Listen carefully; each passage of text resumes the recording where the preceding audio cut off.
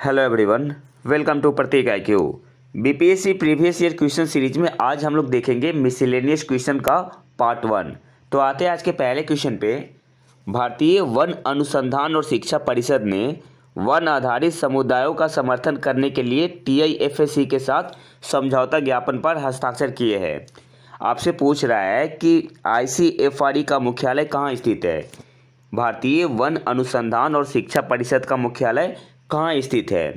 आपके पास ऑप्शन है। Option A Hyderabad, option B Bengaluru, option C Allahabad, option D Dehradun, option E उपयुक्त में से कोई नहीं है एक से अधिक। तो करेक्ट आंसर क्या हो जाएगा? Option D will be the correct answer, Dehradun में। नेक्स्ट क्वेश्चन पे आते हैं, क्वेश्चन नंबर 2 पे। बाढ़ सुपर थर्मल पावर स्टेशन किस राज्य में स्थित है? तो आपका आंसर क्या हो जाएगा? बिहार में। Option A will be the correct answer, इसमें तो कुछ सोचना ही नहीं है। नेक्स्ट क्वेश्चन पे आते हैं, क्वेश्चन नंबर 3 पे। 1000 ईसा पूर्व में विश्व की जनसंख्या कितनी थी? आपके पास ऑप्शन है। Option A 2 million, option B 3 million, option C 4 million, option D 5 million, option E उपयुक्त में से कोई नहीं है एक से अधिक। तो करेक्ट आंसर यहाँ पे क्या हो जाएगा? तो देखो, अलग अलग विद्वानों के अनुसार अलग अलग बताया गया है। कीन गोल्डविक थे, उन्होंने बताया था 2 मिलियन। जो कीन गोल्डविक थे उन्होंने क्या बताया था? 2 मिलियन। फिर एक मैक एवेडी एवं जोन्स थे, उन्होंने बताया था 4 मिलियन। और एक थामलिन थे, उन्होंने बताया था, थामलिन सन, उन्होंने बताया था 1 से 10 मिलियन के बीच में। तो करेक्ट आंसर यहाँ पे क्या हो जाएगा? Option E will be the correct answer. Next question पे आते हैं, क्वेश्चन नंबर 4 पे। पहला आदमी जिसने चांद पर अपना पैर रखा था। आपके पास ऑप्शन है। Option A Leonov, option B Neil Armstrong, option B Michael Collins, option D James Van Allen, option E उपयुक्त में से कोई नहीं है एक से अधिक। तो करेक्ट आंसर क्या हो जाएगा? Option B will be the correct answer, Neil Armstrong. और कब रखा था इन्होंने? 20 जुलाई 1969 में। तो डेट भी आपको याद रखना है। नेक्स्ट क्वेश्चन पे आते हैं, क्वेश्चन नंबर 5 पे। बिहार का अद्वितीय त्यौहार क्या है? आपके पास ऑप्शन है। Option A Deepawali, option B Vishu, option C Vinayaka Chaturthi, option D Chhath Puja. तो करेक्ट आंसर क्या हो जाएगा? Option D will be the correct answer, Chhath Puja. Next question पे आते हैं। बिहार में निम्नलिखित के द्वारा विमान सेवाएं उपलब्ध कराई जाती है। आपके पास ऑप्शन है। ऑप्शन ए केवल इंडियन एयरलाइंस, ऑप्शन बी केवल सहारा एयरलाइंस, ऑप्शन सी केवल Royal Nepal Airlines, option D Indian Airlines, Sahara Airlines एवं रॉयल नेपाल एयरलाइंस। तो करेक्ट आंसर यहाँ पे क्या हो जाएगा? करेक्ट आंसर क्या होगा यहाँ पे? तो देखो, बिहार में जो सेवाएं उपलब्ध कराती है कंपनियां, तो कौन कौन सी है? एयर इंडिया भी है, और इसके अलावा एयर इंडिया एक्सप्रेस, सहारा एयरलाइंस भी करवाती है, गो एयर भी करवाती है, इंडिगो करवाती है। तो यहाँ पे करेक्ट आंसर होता, अगर ऑप्शन ई होता तो वो आपका करेक्ट आंसर होता। नेक्स्ट क्वेश्चन पे आते हैं, क्वेश्चन नंबर 7 पे। विश्व का सबसे ऊंचा कहा जाने वाला विश्व शांति स्तूप बिहार में कहाँ है? आपके पास ऑप्शन है। Option A Vaishali, option B Nalanda, option C Rajgir, option D Patna. तो करेक्ट आंसर क्या होगा? Option C will be the correct answer, Rajgir में। नेक्स्ट क्वेश्चन पे आते हैं।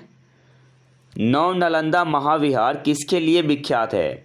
आपके पास ऑप्शन है। ऑप्शन ए वेनसांग स्मारक, ऑप्शन बी महावीर का जन्म स्थान, ऑप्शन सी पाली अनुसंधान संस्थान, ऑप्शन डी संग्रहालय। तो करेक्ट आंसर क्या होगा? Option C will be the correct answer, Pali Anusandhan Sansthan. Next question पे आते हैं। पूर्वी मध्य रेलवे क्षेत्र का मुख्यालय कहाँ पर स्थित है? आपके पास ऑप्शन है। Option A Patna, option B Hajipur, option C Muzaffarpur, option D Katihar. तो करेक्ट आंसर क्या हो जाएगा? Option B will be the correct answer, Hajipur. और इसके अंदर आपका कौन सा मंडल आता है? एक तो सोनपुर हो गया, समस्तीपुर, दानापुर, दीनदयाल उपाध्याय जो पहले मुगलसराय नाम था, और धनबाद मंडल आते हैं। क्वेश्चन नंबर 10 पे आते हैं। बिहार के उद्योगों का कमिश्नर दफ्तर कहाँ स्थित है? आपके पास ऑप्शन है। Option A Patna, option B Gaya, option C Hajipur, option D Muzaffarpur. तो करेक्ट आंसर क्या हो जाएगा? Option A will be the correct answer, Patna. Next question पे आते हैं। भारत में एक समय पश्चिम बंगाल और आंध्र प्रदेश में सीमित नक्सलवाद अब इन राज्यों में भी फैल चुका है। आपके पास ऑप्शन है, option A Orissa, Chhattisgarh, Jharkhand, Bihar, option B Bihar, Chhattisgarh, Tamil Nadu, Uttar Pradesh, option C Madhya Pradesh, Maharashtra, Jammu Kashmir और राजस्थान, ऑप्शन डी झारखंड, बिहार, कर्नाटक, गुजरात। तो करेक्ट आंसर क्या होगा? Option A will be the correct answer, Orissa, Chhattisgarh, Jharkhand और बिहार। क्वेश्चन नंबर 12 पे आते हैं। श्री निवारण चंद्र दास गुप्ता थे। ऑप्शन ए पटना से, ऑप्शन बी पुरुलिया से, ऑप्शन सी हाजीपुर से, ऑप्शन डी मीनापुर से। करेक्ट आंसर क्या होगा? Option B will be the correct answer, Purulia से। नेक्स्ट क्वेश्चन पे आते हैं। बिहार में यद्यपि जमींदारी संवैधानिक रूप से 1952 में हटा दी गई थी, तथापि भू नियंत्रण का सामाजिक आधार निम्नलिखित के हाथों रह गया।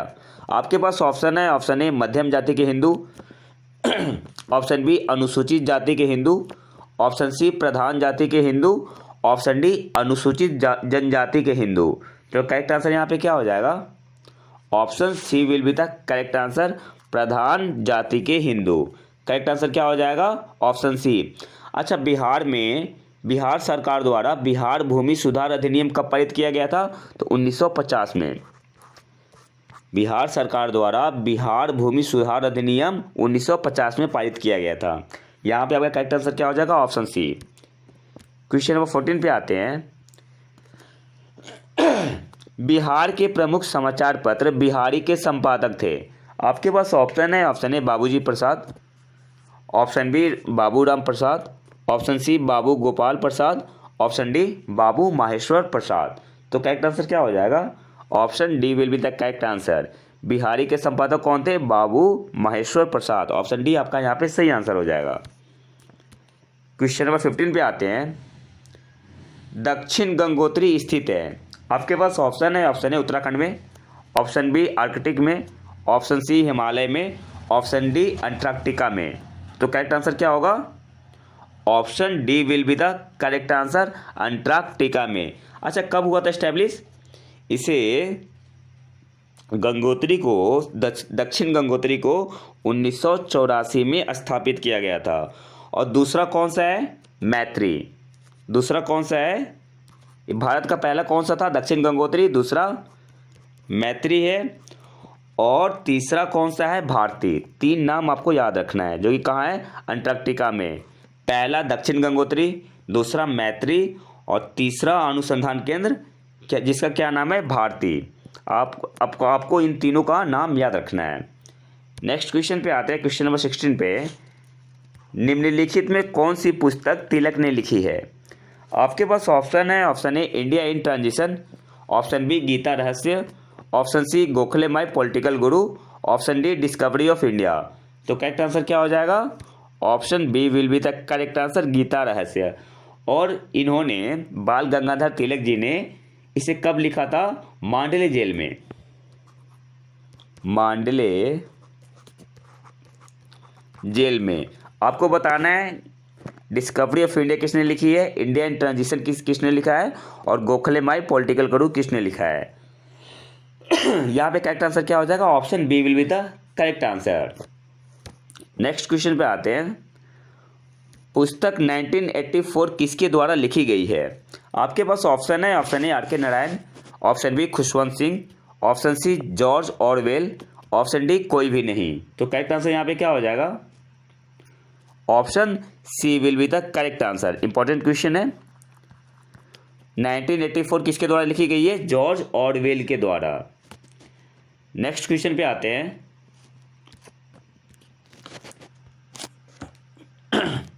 खेल कूद में उत्कृष्टता के लिए कौन सा पुरस्कार दिया जाता है? आपके पास ऑप्शन है, ऑप्शन ए जमनालाल बजाज पुरस्कार, ऑप्शन बी अर्जुन पुरस्कार, ऑप्शन सी टैगोर पुरस्कार, ऑप्शन डी मूर्ति देवी पुरस्कार। तो करेक्ट आंसर क्या हो जाएगा? Option B will be the correct answer, Arjuna पुरस्कार। अगर यहाँ पे क्वेश्चन में होता कि खेल कूद में उत्कृष्टता के लिए सर्वोच्च पुरस्कार कौन सा होता है, तब क्या बोलते हैं हम, राजीव गांधी खेल रत्न पुरस्कार, राजीव गांधी खेल रत्न पुरस्कार। लेकिन अब इसका नाम चेंज करके क्या कर दिया गया है, मेजर ध्यानचंद, मेजर ध्यानचंद खेल रत्न पुरस्कार, खेल रत्न पुरस्कार। तो यहाँ पे करेक्ट आंसर क्या हो जाएगा, ऑप्शन बी। अब यहाँ पे देख लेते हैं कि जो मेजर ध्यानचंद खेल रत्न पुरस्कार 2021 किस किस को मिला है, और यहाँ से एक क्वेश्चन कंफर्म है, एग्जाम में आना ही आना है। तो सबसे पहले देखते हैं 12 लोगों को मिला है। तो सबसे पहले नंबर पे है नीरज चोपड़ा। क्षेत्र कौन सा है इनका, एथलेटिक्स। इन्होंने ही गोल्ड मेडल जीता था ओलंपिक्स में, टोक्यो ओलंपिक्स 2020 में भाला फेंक में। आपसे पूछ सकता है एग्जाम में कि नीरज चोपड़ा ने जो भाला फेंक के गोल्ड जीता था तो उन्होंने कितनी दूरी तक फेंका था, तो आपको याद रखना है 87.58 मीटर। नेक्स्ट है आपका रवि कुमार, जिनको मेजर ध्यानचंद खेल रत्न पुरस्कार मिला है। पहले क्या नाम था इसका, राजीव गांधी खेल रत्न पुरस्कार। तो दूसरे नंबर पे रवि कुमार कुश्ती में, मिताली राज क्रिकेट में, Avani Lekhara para shooting, Sunil Chhetri football में, Pramod Bhagat para badminton, Krishna Nagar para badminton, Lovlina Borgohain मुक्केबाजी में, PR श्रीजेश हॉकी में। आप स्क्रीनशॉट ले सकते हैं इसका। PR श्रीजेश हॉकी में, मनीष नरवाल पैरा शूटिंग, समित अंतिल पैरा एथलेटिक्स, और लास्ट में मनप्रीत सिंह हॉकी, मनप्रीत सिंह हॉकी। इन 12 लोगों को मिला है मेजर ध्यानचंद खेल रत्न पुरस्कार 2021। अब कुछ इंपॉर्टेंट पॉइंट जान लेते हैं। मेजर ध्यानचंद खेल रत्न पुरस्कार को पहले राजीव गांधी खेल रत्न पुरस्कार से जाना जाता था। स्टार्ट कब हुआ था, 1991-92 में शुरू हुआ था, और इसमें 25 लाख रुपए की राशि दी जाती है। पहले कितनी दी जाती थी, 7.5 लाख, 7.5 लाख, और अब कितनी दी जाती है, 25 लाख। और पहला पुरस्कार किसने जीता था, विश्वनाथन आनंद ने, जो कि चेस के खिलाड़ी है। नेक्स्ट क्वेश्चन पे आते हैं। निम्नलिखित में से किस विदेशी नागरिक को भारत रत्न प्रदान किया गया है। आपके पास ऑप्शन है, option A Nelson Mandela, option B Bill Clinton, option C है आपका एडोल्फ हिटलर, और ऑप्शन डी था ऑल ऑफ दीज। तो यहाँ पे करेक्ट आंसर क्या हो जाएगा, option A will be the correct answer, Nelson Mandela को भारत रत्न प्रदान किया गया है। अब आते हैं आज के आखिरी क्वेश्चन पे।